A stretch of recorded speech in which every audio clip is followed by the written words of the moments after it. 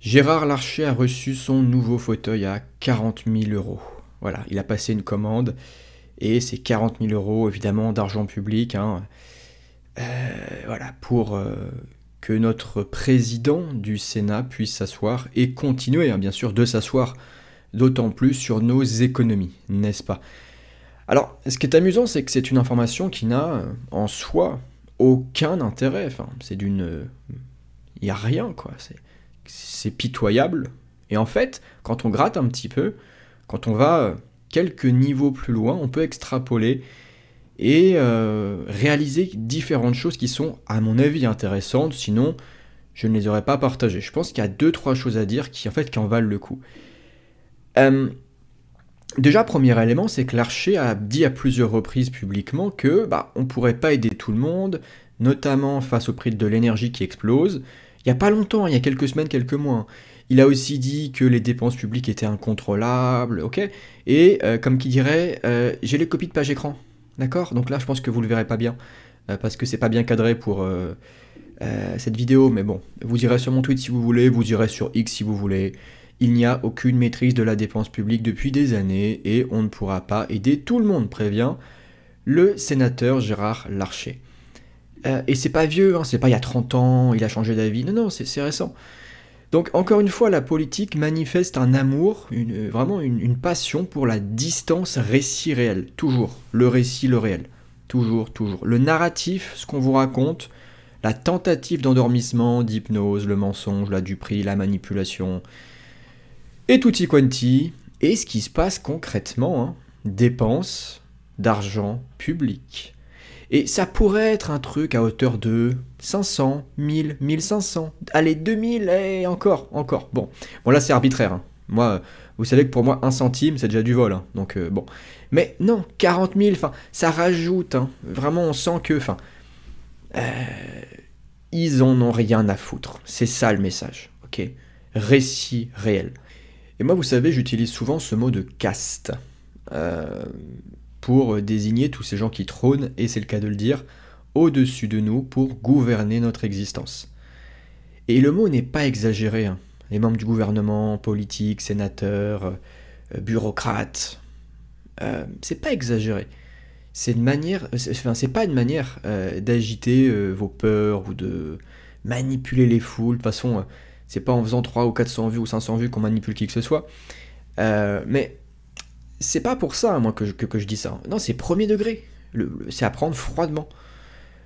Acheter un fauteuil à 40 000 euros par votre argent, par celui des Français, mais c'est vraiment un exemple typique de parasitage des classes productives. On revient au concept OP1 de classe productive, de classe parasitaire, ceux qui consomment l'impôt, Larcher et les autres, et ceux qui paient l'impôt et qui sont volés, nous. C'est ça, les classes libertariennes, hein. D'accord. D'ailleurs, les classes ont d'abord été instaurées comme concept par des libéraux, comme Charles Comte ou Charles Dunoyer par exemple, qui parlaient déjà du tissu industriel, des classes productives, c'est pareil, hein, et de ceux qui en profitaient, qui se reposaient sur ça, sur ces gains de productivité, sur cette richesse créée, sur ce capital qui circule. Et ouais. Et donc, qui peut passer sa vie comme ça, sans mouiller sa peau, sans engager de capitaux propres, sans prendre de risques, même sans s'intégrer au sein d'un tissu économique, au sein d'un nœud de contrat qu'on appelle l'entreprise. Je rappelle que l'entreprise, c'est un nœud de contrat, juridiquement. Qui peut faire ça? Les membres de caste, quoi. Les privilégiés, les aristos, d'accord? Donc les privilèges n'ont jamais été abolis. Nous sommes face à une nouvelle aristocratie, une alter-aristocratie totalement dégénérée, économiquement, socialement, anthropologiquement diront certains. Je peux accepter le terme et le récit qui va avec, ou plutôt l'explication. Ouais, je vois ce qu'on veut dire par là. Et donc, ça certes c'est un comportement qui va vous dégoûter, la plupart d'entre vous, ça va vous débecter, ça va vous... voilà, qu'est-ce que c'est que ça? On se moque de nous. Et ça, c'est une première réaction limbique du système 1, émotionnel, qui est normal, qui est classique, qui est attendu, et qu'on n'a pas d'ailleurs à culpabiliser, enfin c'est normal, quoi. Je veux dire, c'est humain. Mais ça suffit pas. Il faut aller plus loin, il faut conscientiser, il faut ou prendre conscience. Conscientiser, ça fait toujours un peu moche comme mot. Il faut prendre conscience, il faut réaliser. Il faut réaliser ce que ça signifie, ce que ça suppose, ce que ça implique. Cet acte de prédation, qui est un parmi des centaines, des milliers d'autres, des centaines de milliers d'autres, tous les jours, chaque année, voilà. Il n'est possible que dans la mesure où l'appareil d'État possède la force pour lui. Et là, on repose les concepts de base. L'État, c'est la force des moyens politiques, hein. C'est l'organisation systématique des moyens politiques sur une juridiction donnée, sur un territoire délimité arbitrairement et qui change avec le temps. Nos frontières n'étaient pas les mêmes il y a très très longtemps. D'ailleurs, il y a très très très longtemps, on ne parlait même pas de France, d'ailleurs.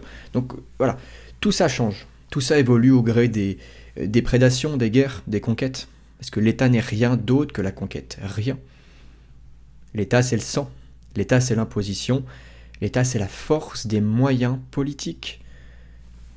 La police monopolistique, la capacité à lever l'impôt et à produire le droit. Le droit pour se protéger de nous. Ça, c'est le mot de Hoppe. L'État crée le droit pour se protéger de ses sujets, de ceux qu'il a asservis et qu'il endort ensuite par de l'idéologie. Et là, on rentre dans la nécessité pour les élites, enfin pseudo-élites, pour être très précis, de produire un discours, d'endormir, de mentir et de créer de l'idéologie et de se parer de concepts et surtout d'intellectuels qui vont travailler pour lui. La force, c'est une chose, c'est très très très très important, c'est même capital, mais ça ne suffit pas. Vous avez aussi besoin de l'idéologie. Sans idéologie, c'est compliqué de tenir les foules, hein. Ça ne peut pas durer éternellement. Non, non. Il faut que les gens soient convaincus, profondément convaincus. Et puis après, ça passe ça passe dans l'être, ça passe dans l'esprit, ça traverse toute notre personne et on est à ce point endoctriné qu'on n'interroge même plus. À la fin, c'est ça le but, hein, c'est qu'on n'interroge même plus. C'est comme ça, ça a toujours été comme ça, point. D'où les poncifs, tous les poncifs, ça vient de là, de l'endoctrinement profond sur des générations et des générations. L'État a besoin de ça, hein, c'est important, pour gouverner bien plus facilement. S'il fallait tout le temps se battre contre le peuple, non, c'est ingérable. Il faut absolument que les gens soient convaincus que l'État, pas gauche-droite, hein, l'État, comme entité supra-individuelle, comme entité coercitive, soit nécessaire. C'est important pour lui, c'est même pas important, c'est capital.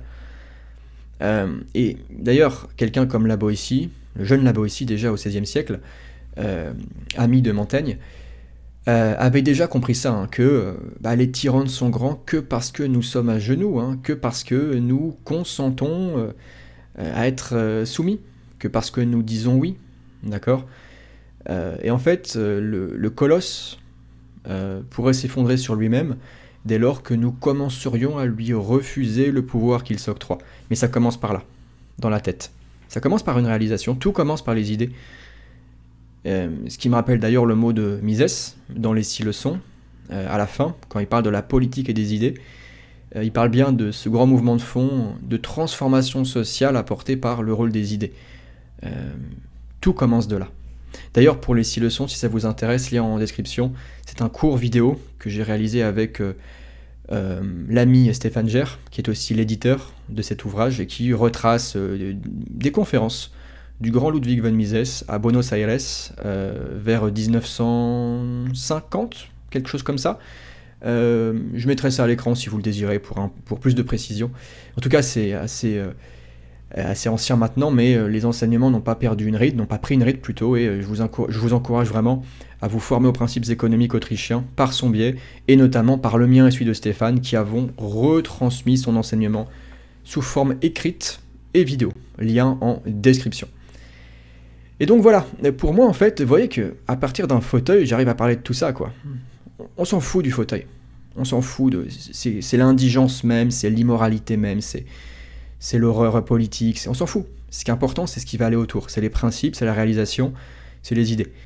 Donc ça, c'est l'important. Et puis pour terminer, ce qui me semble aussi important, c'est à quel point tout ça traduit les irresponsabilités politiques, l'immoralité, l'inefficacité, les gabegies, ce que je marque vers la fin, la folie des grandeurs, l'absence de de toute décence. 40 000, enfin là on va dans des choses qui sont folles.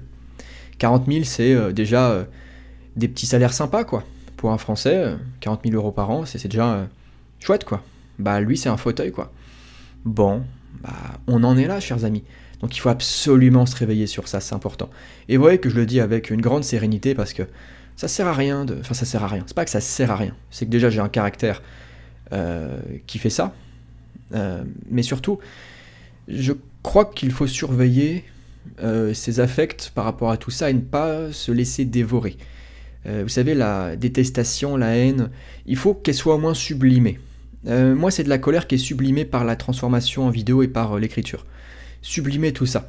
Ne vous laissez pas dévorer vraiment de l'intérieur. Ne subissez pas leur rapport de force, leur position dominante. Ne la subissez pas. Sublimez-la. Voilà, donc pour moi, ce truc-là traduit en fait la réalité, c'est qu'il n'y a pas de projet français, il n'y a pas de projet pour vous. Non, il n'y a que la brutalité d'un rapport de force. Il n'y a que la force des moyens politiques qui s'appliquent. Il n'y a que le grand gaspillage étatique. Il n'y a que cette préférence temporelle. Et là, on revient encore, on se rebranche sur un concept de Hoppe, notamment présent dans Démocratie, le Dieu qui a échoué. Il n'y a que cette préférence temporelle pour le présent. Il n'y a que ces gaspillages, car les démocrates et les gestionnaires, au cours des différents mandats, n'ont pas vraiment d'intérêt à préserver les ressources qu'ils s'accaparent. Ils ont plutôt intérêt à gaspiller, à dépenser, à distribuer pour faire plaisir à leur électorat et être réélus. Ils ont aussi intérêt à mettre de côté pour eux, pour leur propre personne, mais ils n'ont pas intérêt à gérer un territoire comme le ferait un gestionnaire de droit privé, comme le ferait un entrepreneur, qui doit absolument satisfaire ses clients. Là, c'est plus du sujet, c'est plus du rapport dominant-sujet, quelque part. Non, là, c'est du rapport entrepreneur-client. Donc, c'est plus de la force et de la négociation, et c'est du choix surtout, hein, qui se termine dans le choix. On négocie avec nous-mêmes, parfois avec l'entrepreneur aussi, en fonction des situations et des positions, mais en tout cas, à la fin, c'est le choix. Le choix du consommateur qui vient guider ensuite les décisions entrepreneuriales. Tout vient de nous, dans le capitalisme. Donc c'est un renversement qui détruit le rapport de force pour aller vers du choix, vers de la souveraineté. Et ça, c'est le grand paradigme social transformateur capitaliste, hein, qui vient libérer les sujets et les transformer en moteurs du changement. Malheureusement, ce capitalisme aujourd'hui, il est complètement dévoyé, parasité, il est hybridé avec de l'État, c'est ce qu'on appelle souvent capitalisme de connivence. Moi, je n'emploie pas ce terme, d'accord? Là, je vous le dis parce que c'est connu et que ça vous parlera, mais moi, je ne dis pas ça. Moi, je dis étatisme, je dis copinage, je dis socialisme de connivence, je dis kleptocratie, je dis vol en bande organisée, voilà, ok. Mais je dis pas capitalisme. Est-ce que ce terme mérite mieux? Non, ce capitalisme, propriété privée, pas d'ingérence. Pas d'ingérence. Tout ce qui est ingérence, signe d'État, et ça dégage.